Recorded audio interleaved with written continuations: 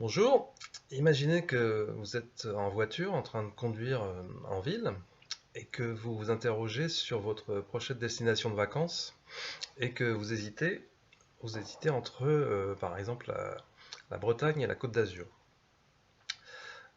Au bout d'un moment, vous vous retrouvez derrière un bus et sur l'arrière de ce bus, il y a une publicité où c'est écrit La Bretagne, ça vous gagne. Synchronicité.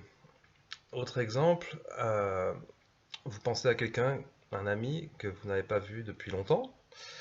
Et en marchant dans la rue, soudain, au détour d'une rue, vous tombez nez à nez avec lui, alors qu'il habite très loin, il se trouve qu'il est là en déplacement professionnel. Synchronicité. Ou encore, vous rêvez d'une catastrophe, par exemple une éruption volcanique ou quelque chose comme ça, et le lendemain, vous découvrez dans le journal que une éruption volcanique qui a fait beaucoup de dégâts a eu lieu dans la nuit à une certaine distance de là. Donc tous ces phénomènes sont des phénomènes synchronistiques qui ont été identifiés comme tels par Jung, le grand psychiatre et psychanalyste suisse. En fait, ce sont des phénomènes qui ne sont pas forcément synchronisés, mais qu'il appelle synchronicité ou phénomène synchronistique, parce que ce sont des événements qui relient en fait un événement qui se passe dans la pensée, dans la psyché, c'est-à-dire une pensée, une question, une interrogation, et un événement dans la réalité matérielle. Donc ces événements fascinent les scientifiques, en particulier les physiciens, depuis longtemps, parce qu'ils sont comme un pont entre la pensée, entre la psyché et la matière, entre la réalité spirituelle et la réalité matérielle, disons.